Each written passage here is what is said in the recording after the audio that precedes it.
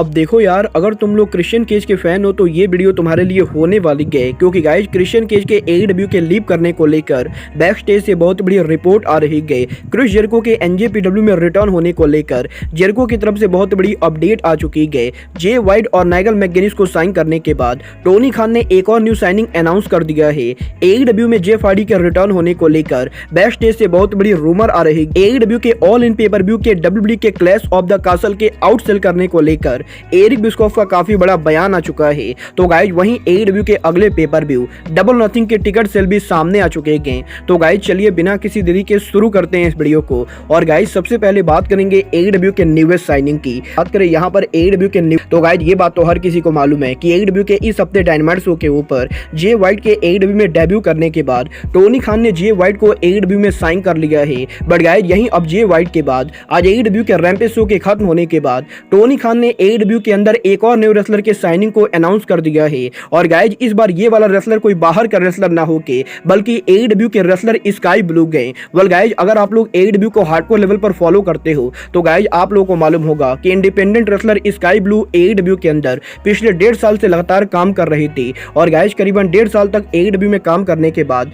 अब sky blue AEW के अंदर परमानेंटली काम करने वाली गए, क्योंकि गाइज आज सुबह सुबह टोनी खान ने ये ऑफिशियली अनाउंस किया है कि टोनी खान ने स्काई ब्लू को AEW में मल्टी ईयर कॉन्ट्रैक्ट में साइन कर लिया है। और गाइज टोनी खान के स्काई साइन करने के बाद अब स्काई ब्लू AEW के अंदर परमानेंटली एक्सक्लूसिव तौर पर काम करेंगे। वेल गाइज देखना बहुत ही दिलचस्प होगा कि टोनी करने के बाद AEW में स्काई ब्लू का फ्यूचर कैसा होता है। बट गाइज चलिए फिलहाल आगे बढ़ते हैं और बात करते हैं AEW के करिश्मेटिक एनिग्मा जेफ हार्डी की। वेल गाइज बात करें यहाँ पर जेफ हार्डी की, तो गाइज ये बात तो हर किसी को मालूम है कि जेफ हार्डी के लास्ट ईयर DUI अरेस्ट के बाद टोनी खान ने जेफ हार्डी को AEW कंपनी से सस्पेंड किया है। बट गाइज अब जबकि जेफ हार्डी का वो केस पूरी तरह से ओवर हो चुका है और गाइज मेडिकल तौर पे भी जेफ हार्डी पूरी तरह से ठीक हो चुके हैं। तो गाइज यहीं अभी इस हफ्ते जेफ हार्डी के ब्रदर मैट हार्डी ने AEW के अंदर जेफ हार्डी के रिटर्न होने को लेकर काफी बड़ी अपडेट दी गई, जहां पर मैट हार्डी ने इस चीज को कंफर्म किया है कि जेफ हार्डी के केस उसके ओवर होने के बाद अब रिसेंटली जेफ हार्डी ने उनके आई को लेकर सर्जरी कराई गई। और गाइज जेफ के बाद अब जेफ हार्डी उनके आई सर्जरी के बाद 4 से 5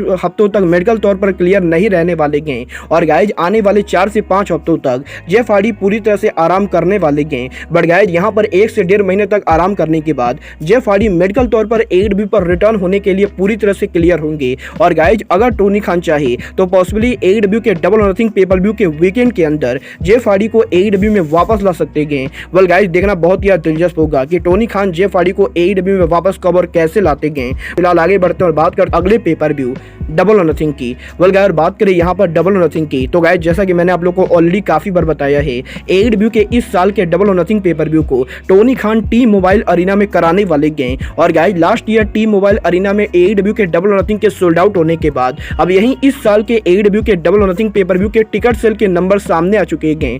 वेल गाइस बात करें यहाँ पर इस साल के डबल और नथिंग पेपर व्यू के टिकट सेल की, तो गाइस यहाँ पर फिलहाल के लिए AEW के डबल और नथिंग के इस साल की ओवरऑल कैपेसिटी AEW कंपनी ने करीबन 9872 के बराबर रखी गई, जहां पर 9872 टिकट में से AEW कंपनी ने अभी तक करीबन 6585 टिकट सोल्ड आउट किए हैं। बट गाइज अभी AEW के डबल और नथिंग पेपर व्यू के लिए AEW को करीबन 3227 टिकट सोल्ड आउट करना बाकी गए, जो कि AEW company possibly sold out कर सकती है। और गाइज अगर इस साल AEW का डबल नथिंग सोल्ड आउट होता है तो गाइज इस साल AEW के डबल नथिंग के ऊपर हमें पॉसिबली 10,000 लोग अरीना में देखने को मिलेंगे। वेल गाइज देखना बहुत ही दिलचस्प होगा क्योंकि इस साल का double nothing pay per view AEW company sold out कर पाती है या नहीं।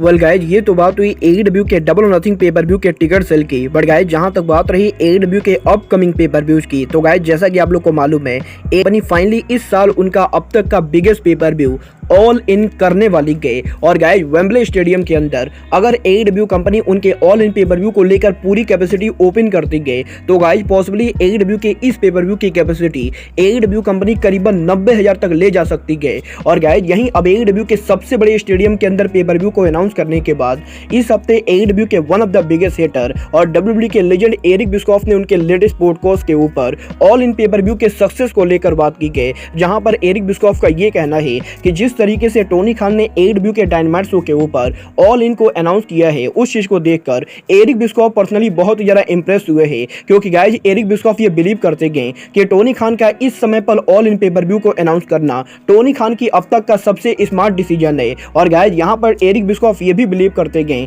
कि AEW के ऑल इन पेपर व्यू के ऊपर AEW के शो पर WWE के क्लैश ऑफ द कासल से ज्यादा अटेंडेंस होने वाली गए। और गाइज अगर आप लोग को नहीं मालूम है तो गाइज मैं आप लोग को बता दूं, लास्ट ईयर जब WWE ने यूके के अंदर उनका clash of the castle show किया था तो गाइज उस शो के ऊपर करीबन 60,000 से ज्यादा अटेंडेंस थी। और गाइज यहाँ पर अब एरिक बिस्कॉफ का ये कहना है कि ऑल इन पेपर व्यू के ऊपर 60,000 से ज्यादा लोग आने वाले गए। और गाइज एरिक बिस्कॉफ ये बिलीव करते गए कि all In pay per view WWE के क्लैश ऑफ द कासल को अटेंडेंस के मामले में बीट करने वाले गए, क्योंकि गाइज यहाँ पर यूके के अंदर AEW का एक बड़ा फैन बेस है। और गाइज क्योंकि AEW यूके में पहली बार उनके शो को कर रही गए तो गाइज एरिक बिस्कॉफ को इस चीज का पूरा विश्वास है कि इस पेपर व्यू के ऊपर बहुत ज्यादा लोग आने वाले गए। बट गाइज यहाँ पर साथ में एरिक बिस्कॉफ को यह भी विश्वास है कि AEW company back to back Wembley Stadium को सोल्ड आउट नहीं कर पाएगी।